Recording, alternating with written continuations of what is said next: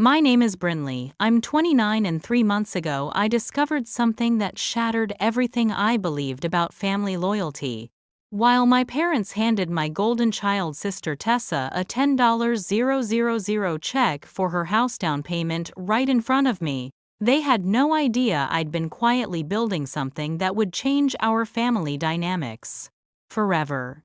The mockery in their voices when they said, "Maybe Brinley will get her act together someday," still echoes in my mind. What they didn't know was that I'd already gotten my act together in ways they never imagined, and their favoritism was about to backfire spectacularly. But before I tell you how this family betrayal led to the sweetest justice I've ever witnessed, I want to know, where are you watching from today? If you're ready for a story about family karma that'll make your jaw drop, smash that like button and subscribe, because this revenge story has twists you won't see coming. Trust me, you'll want to stick around for what happens when the truth finally comes out. Growing up as the second daughter in the Morrison household meant living perpetually in Tessa's perfectly crafted shadow. While she excelled at everything, valedictorian homecoming, queen, full scholarship to Stanford, I was the family's afterthought.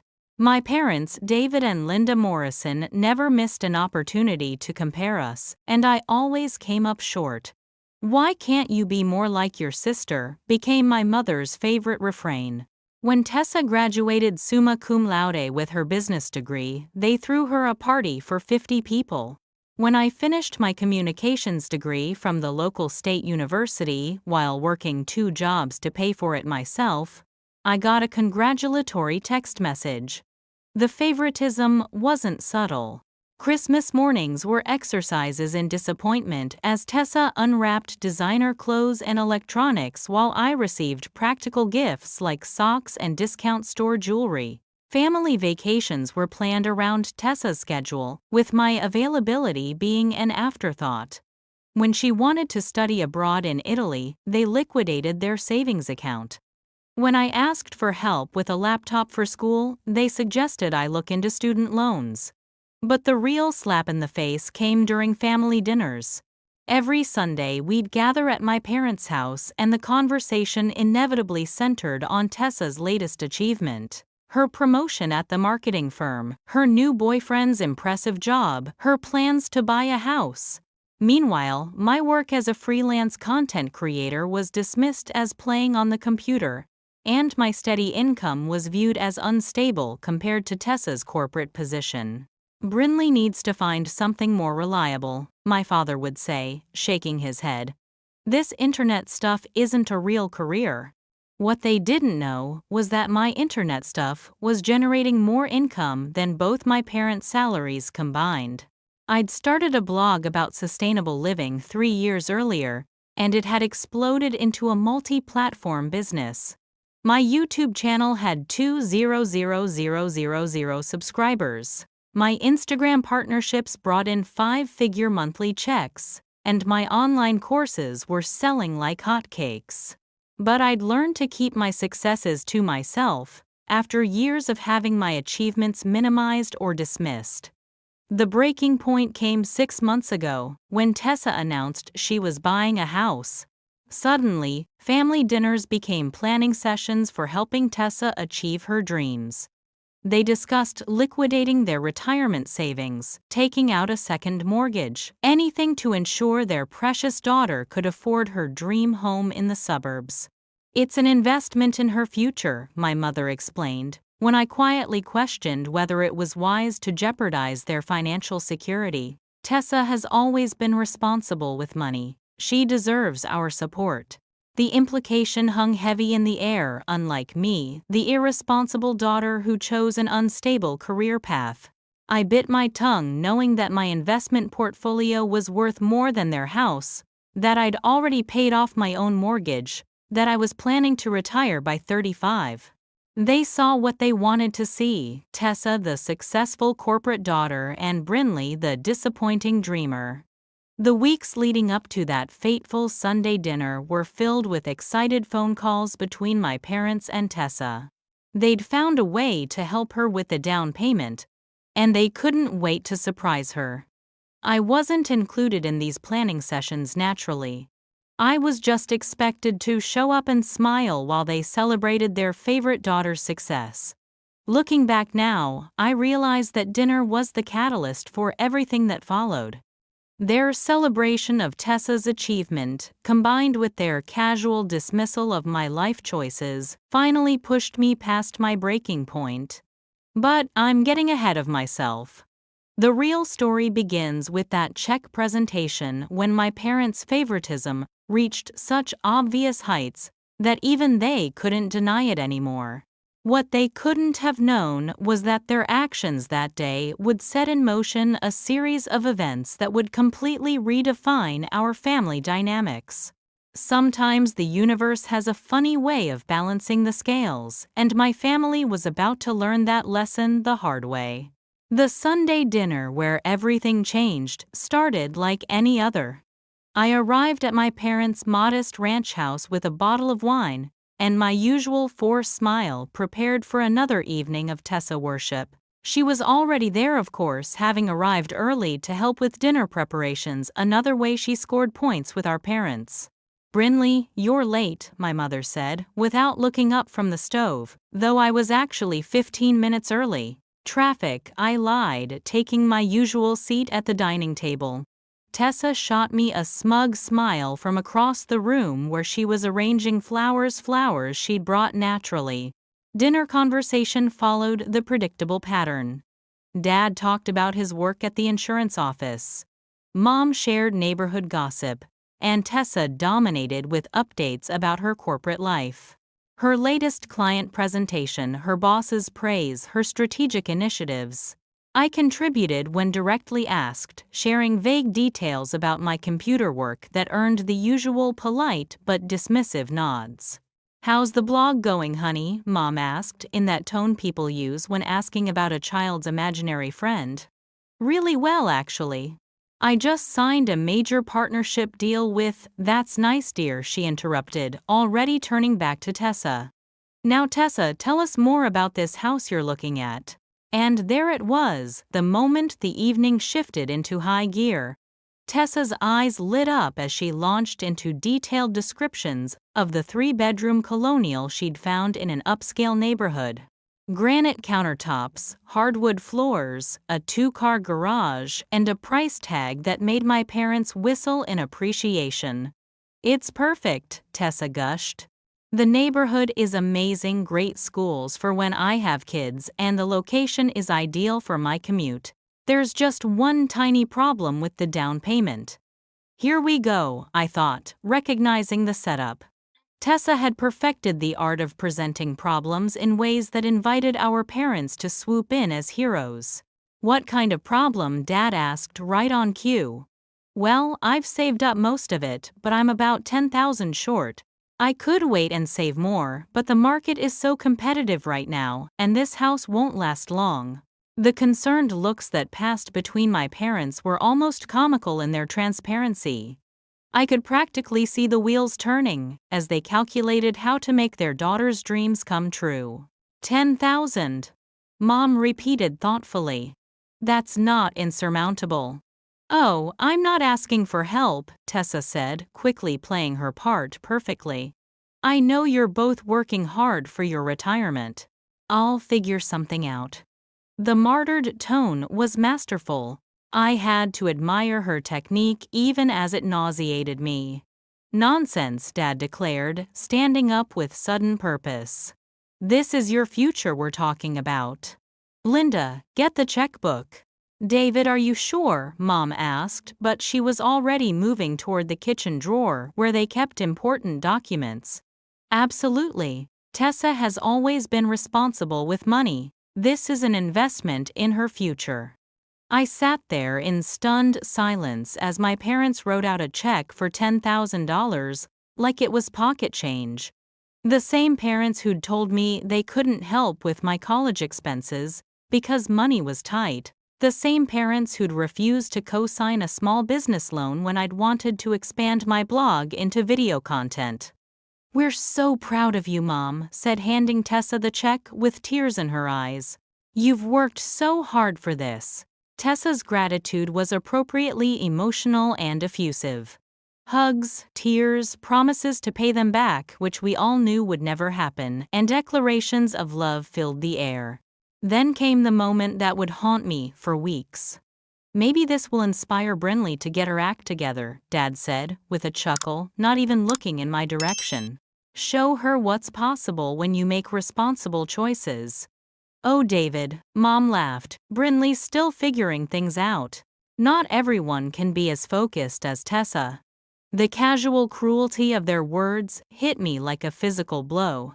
29 years old, financially successful beyond their comprehension, and they still saw me as the family disappointment who needed inspiration from her perfect sister. Tessa, to her credit, looked slightly uncomfortable with their commentary, but she didn't defend me. She never did. "I should get going," I managed to say, standing on unsteady legs. "Already?" Mom asked absently, still basking in the glow of Tessa's gratitude. "Early morning tomorrow," I mumbled, grabbing my purse and heading for the door. As I drove home that night, their words echoed in my mind. Get her act together. Still figuring things out, not everyone can be as focused as Tessa. The assumptions, the dismissiveness, the complete lack of recognition for anything I'd accomplished, it all crystallized into a burning determination that would change everything. They wanted to see what I'd accomplished. They wanted to know what focused looked like, fine. But when the truth came out, they'd learn that their golden child wasn't the only one who'd been making responsible choices. The rage that coursed through me during that 20-minute drive home wasn't the explosive kind that burns out quickly. It was the cold, calculated fury that transforms into life-changing decisions. By the time I pulled into my driveway, I'd made a choice that would either liberate me from decades of family dysfunction or permanently fracture relationships that were already hanging by threads. I sat in my car outside my fully paid-off house, the house my parents had never even seen, and opened my banking app. The numbers staring back at me told a story my family refused to acknowledge. My checking account held more than their annual salaries combined. My investment portfolio had grown to 7 figures. My business revenue for the year had already exceeded $300,000, and we were only 8 months in. But here's what really twisted the knife. 3 months earlier, I'd quietly purchased the house next to Tessa's dream home. Not as a primary residence, but as an investment property for my growing real estate portfolio. The irony was so perfect, it almost felt scripted by the universe. That night, I made a decision that would change everything. Instead of continuing to hide my success to avoid family drama, I would document everything. Every achievement they'd dismissed, every milestone they'd ignored, every moment of their favoritism. But I wouldn't confront them directly, that would just lead to denial and gaslighting. Instead, I'd let their own actions expose the truth. I started with a family group chat message. "Hey everyone, I have some exciting news to share at next week's dinner. Can't wait to see you all," Tessa responded immediately. "Ooh, mysterious. Can't wait to hear, Mom. I hope it's about a nice young man. You know, Mrs. Peterson's son is still single. Dad, as long as it's not more computer nonsense." Perfect. Their responses already revealed their expectations and biases. I screenshot everything. Over the next week, I carefully orchestrated my revelation strategy. I printed financial statements, business contracts, and investment portfolios. I prepared a presentation that would make Tessa's corporate slideshows look amateur. But most importantly, I planned to record their reactions because I knew they'd try to rewrite history later. The Tuesday before our next family dinner, I received a call from Tessa. She was practically bouncing with excitement. "Brinley, I got the house. The sellers accepted my offer and I'll be closing next month. I'm so grateful to Mom and Dad. I never could have done this without them." "That's wonderful," I said, meaning it despite everything. "I'm genuinely happy for you. I know we don't always, I know sometimes Mom and Dad can be." She struggled with the words. It's fine, Tessa, really. I just want you to know that I notice the way they treat us differently. It's not fair, and I should speak up more. It was the closest she'd ever come to acknowledging the elephant in the room, and for a moment I almost felt bad about what I was planning. Almost? I appreciate that, I said. But you don't need to worry about me. I'm doing better than anyone realizes. The irony of that statement would become clear soon enough. Sunday arrived with perfect weather, as if the universe was setting the stage for my family's awakening.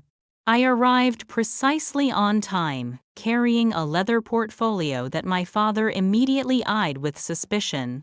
"What's with the briefcase?" he asked. "Just some things I wanted to share with everyone," I replied, setting it beside my chair. Dinner proceeded normally until dessert, when Mom asked about my exciting news. Well, I began opening my portfolio. I wanted to share some recent developments in my career. "Oh, honey," Mom interrupted, "we're still digesting dinner. Maybe we could discuss your computer hobby later." "Actually, Mom, I think everyone might be interested in this computer hobby." I pulled out the first document, my business registration papers. 3 years ago, I registered Morrison Media LLC. It started as just my blog, but it's grown into something much bigger. Dad squinted at the papers.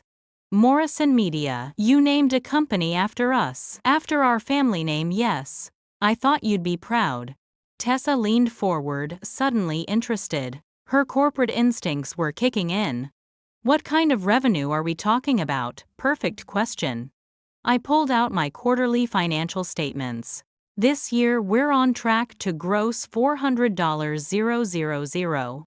Net profit should be around $280,000. The silence that followed was deafening. Dad's fork froze halfway to his mouth.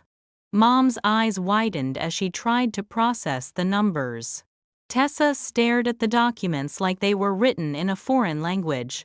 400,000. Mom whispered. "Dollars," I confirmed. "And that's just this year. The business has been profitable since month 6. What happened next was exactly what I'd expected, but it still stung. Instead of congratulations or pride, their first instinct was skepticism. "These numbers can't be right," Dad said, reaching for the papers. "No one makes that kind of money from a blog." "You're right, Dad. No one makes that kind of money from just a blog. But a blog plus YouTube plus online courses plus affiliate marketing plus consulting plus brand partnerships, that's a different story." I was just getting started, and the look in their eyes told me they were beginning to realize that their computer hobby daughter had been hiding something much bigger than they'd imagined. The next hour was a masterclass in family dynamics imploding in real time. As I methodically laid out document after document, I watched my parents' worldview crumble like a house of cards. Every piece of evidence I presented contradicted 3 years of assumptions they'd made about my life. "This is your YouTube analytics," Tessa asked, her corporate training kicking in as she examined the spreadsheets. 200,000 subscribers, Brinley. This is actually impressive. Leave it to Tessa to sound surprised that I could accomplish something noteworthy. "And these brand partnership contracts," I continued, pulling out agreements with major companies. "This one, with Eco Living, paid $25,000 for a single sponsored video series. This partnership with Greenspace Homes has been worth $60,000 so far this year." Dad was shaking his head like he could make the numbers disappear through sheer disbelief. "But you never said." "We had no idea." "I tried to tell you," I replied calmly. "Remember last Christmas when I mentioned signing a major partnership deal?" Mom changed the subject to ask Tessa about her office Christmas party. The memory visibly hit Mom like a slap. Her face flushed as she recalled dismissing what she now realized was a significant business milestone. "But why didn't you insist?" she asked defensively. "Why didn't you make us listen?" "Because every time I've tried to share my successes, they've been minimized or dismissed as Computer nonsense or not a real career. So I stopped trying. I pulled out the next set of documents, my real estate portfolio. Which brings me to my other investments. I own 3 properties now, in addition to my primary residence. 3 properties, Dad's voice cracked slightly. My house, which I paid off 2 years ago. A rental duplex downtown that generates $2,400 monthly income. And I paused for dramatic effect, a house at 247 Maple Ridge Drive. Tessa's fork clattered to her plate.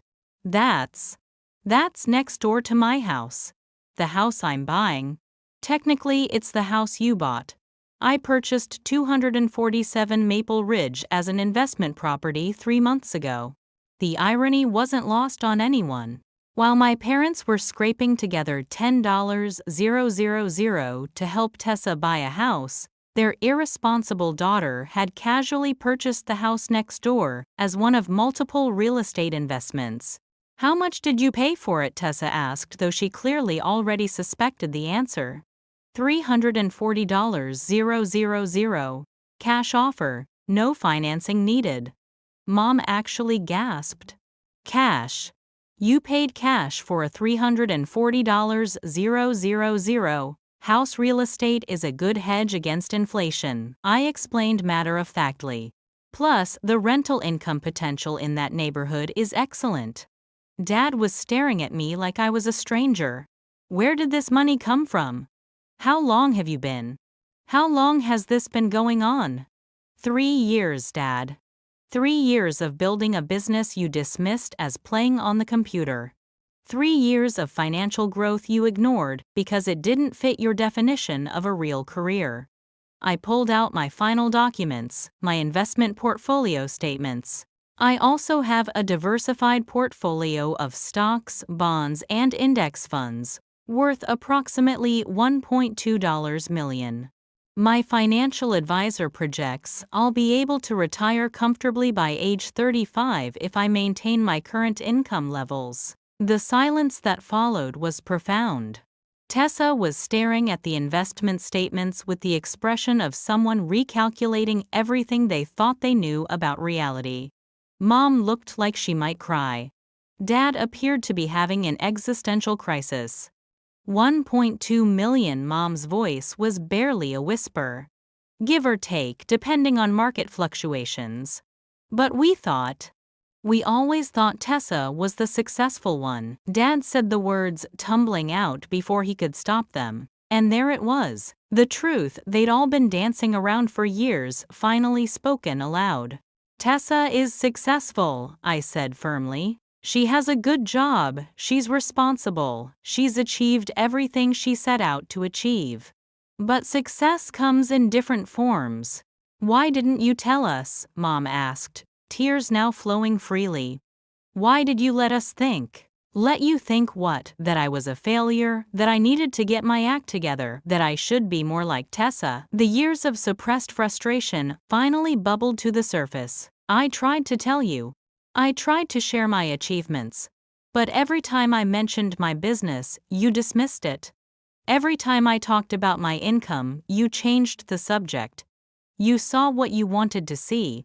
Tessa, who had been silently studying the financial documents, finally looked up. Brinley, this is. I had no idea. Mom, Dad, did you know about any of this? No, Dad admitted, his voice hollow. We didn't know. Because we didn't listen. The weight of that admission settled over the table like a heavy blanket. 29 years of assumptions, biases, and missed opportunities for genuine connection, all laid bare by a stack of financial statements. But I wasn't done yet. The final revelation was still to come, and it would be the one that truly shifted the balance of power in our family dynamic forever. What happened next wasn't planned. In all my preparation for this moment, I hadn't anticipated how the conversation would evolve after my financial revelations. But sometimes the universe provides opportunities for justice that you couldn't script if you tried. Tessa, still processing the magnitude of what I'd shared, suddenly looked stricken. Brinley, I feel terrible. Here, Mom and Dad just gave me $10,000 for my house, and You could have bought my house with cash. I could have, I agreed. But you earned that down payment help. You've been the devoted daughter, the one who calls every week, visits every holiday, includes them in every major decision. That kind of relationship has value. The pointed nature of my comment wasn't lost on anyone. While Tessa had been cultivating her golden child status, I'd been building an empire in silence. Mom was dabbing her eyes with her napkin. I can't believe we've been so blind. So wrong about everything. We never gave you credit, Dad added, his voice thick with regret. We assumed because your path was different, it was somehow less valid. Actually, I said, reaching for my phone, there's something else you should know. Something that happened because of your assumptions. I opened my email and found the message I'd received 2 days earlier. The one that had made me question whether this confrontation was even necessary anymore. I got an offer this week.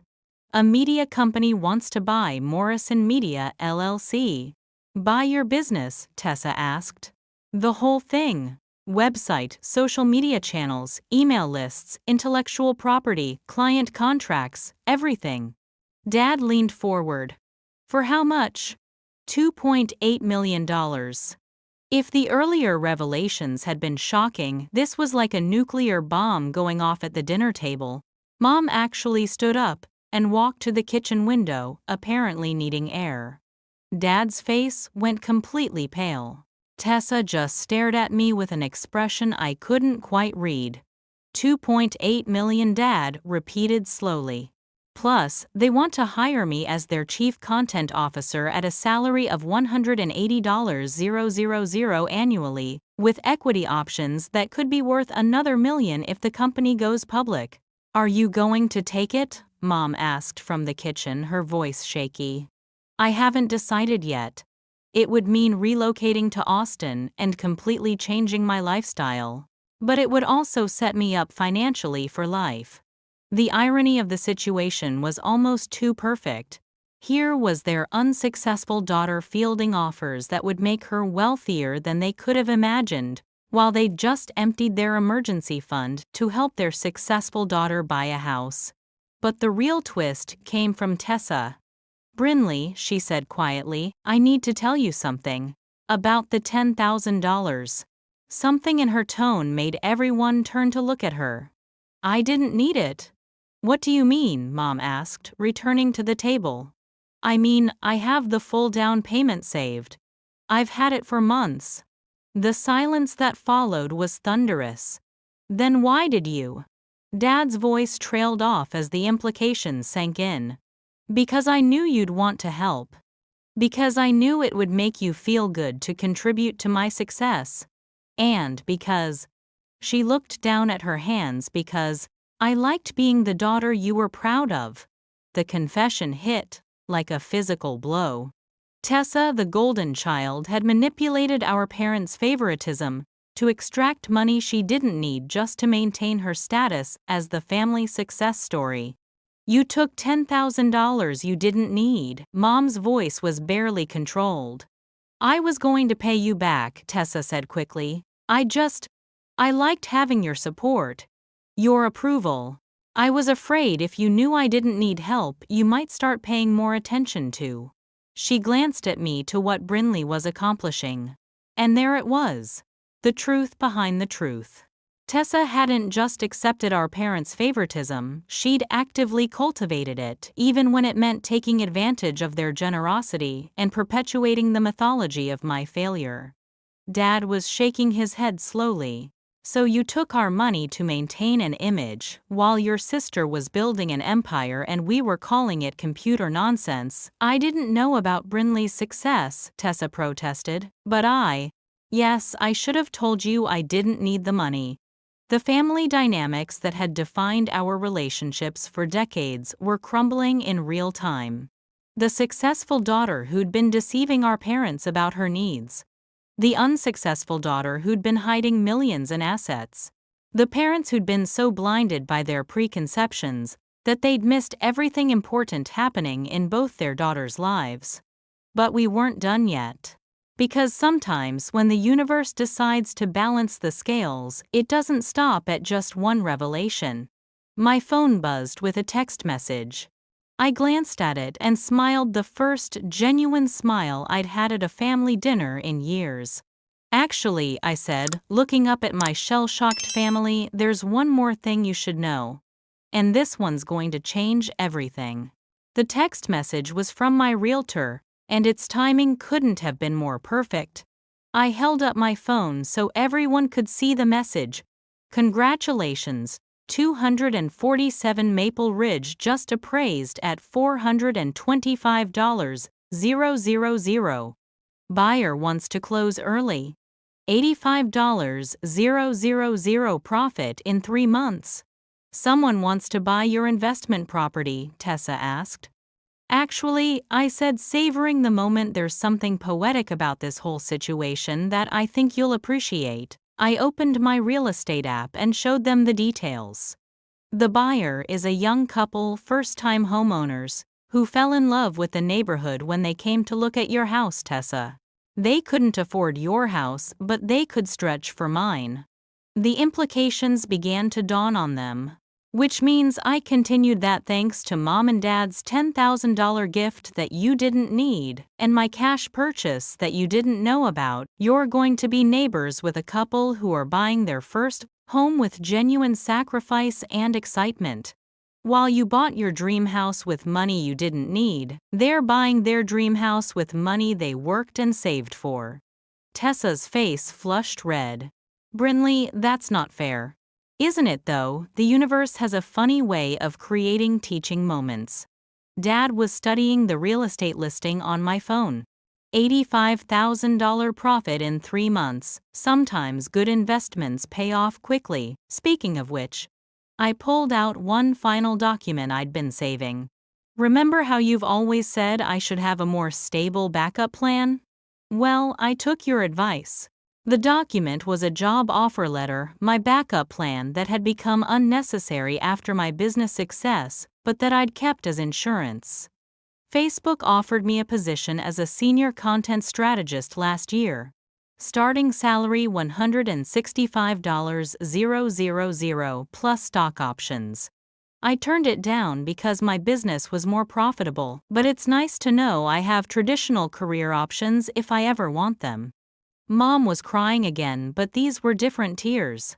"Brinley, we've been such fools." "Not fools, Mom. Just selective in what you chose to see." The weight of 3 years of misunderstanding, dismissal, and favoritism was settling over the room like a heavy fog. But I wasn't interested in punishment, I was interested in change. "Here's what's going to happen," I said, adopting the tone I used in business negotiations. "Tessa, you're going to return that $10,000 to Mom and Dad today." "Brinley, I already deposited it." "Then you'll write them a check. Right now." Tessa looked to our parents for support but found none. Dad was nodding slowly. "She's right. You took money under false pretenses. And, Mom, Dad," I continued, "you're going to put that money back into your retirement savings where it belongs. Your financial security is more important than funding anyone's lifestyle." "But what if Tessa needs help in the future?" Mom asked. "Then she'll ask her millionaire sister," I replied, with a smile that had an edge to it. The room fell quiet as everyone processed the complete reversal of our family's power dynamics. The daughter they'd dismissed as irresponsible was now in a position to help them. The daughter they'd favored had been revealed as manipulative. And the parents who'd thought they understood their children's lives had discovered they'd been operating from completely false assumptions. But the real justice came in what happened next. "Actually," I said, making a decision that surprised even me, "I want to make you all an offer." "I'm not taking the buyout." "You're not?" Tessa asked. "I'm keeping the business and relocating to Austin anyway. The opportunities there are incredible and I want to be closer to the action. But I need someone to manage my real estate investments here." I looked directly at my parents. I'm offering you a job. Property management for my rental portfolio. 20% of monthly rental income plus performance bonuses. It would give you an extra $2,000 a month in retirement income. Dad's mouth fell open. You want to hire us, I want to hire people I trust.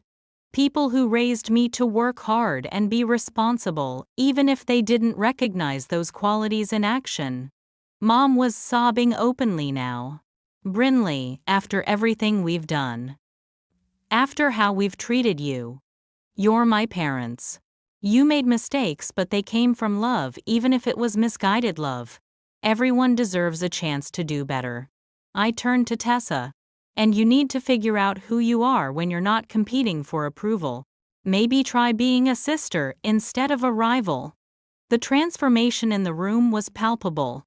3 hours earlier, I'd walked in as the family disappointment. Now I was offering my parents financial security, and my sister a chance at a genuine relationship. But the sweetest justice of all, it came naturally, without effort or manipulation. When people finally see you clearly, when they understand what they've been missing, the regret they feel becomes its own form of karma. I can't believe we almost lost you, Dad said quietly. I can't believe we were so blind. You didn't lose me, I replied. But things are going to be different now. No more assumptions. No more dismissing each other's achievements. No more favoritism. I stood up and began collecting my documents. I'll send you the property management contract details next week. And Tessa, I expect that check to Mom and Dad by tomorrow. As I headed for the door, Mom called after me. Brinley, wait. I need you to know. We're proud of you. We should have said it years ago, but we're proud of everything you've accomplished. I smiled, and for the first time in years it reached my eyes. I know you are, Mom. Now you just have to prove it. Walking to my car, I reflected on how this family revenge story had played out differently than I'd expected. I'd come seeking acknowledgement, and gotten transformation instead. Sometimes the best revenge isn't hurting the people who hurt you, it's becoming so successful that their opinions no longer matter, then being generous enough to lift them up anyway. And you know what? That's the kind of karma that feels good to everyone involved. So here's my question for you. Have you ever been underestimated by your own family? Have you watched a sibling get opportunities you were denied, only to succeed beyond anyone's expectations? How do you handle family members who can't see your worth? Drop a comment below and share your story. I read every single one, and I love hearing how you've dealt with similar situations. If this story resonated with you, please give it a thumbs up and subscribe for more real-life family drama stories. Hit that notification bell so you never miss the latest updates, and share this video with anyone who's ever felt overlooked by their own family. Sometimes we all need reminding that our worth isn't determined by other people's recognition. Thank you for watching, and remember, success is the best revenge, but forgiveness is the best healing. Sometimes you can have both.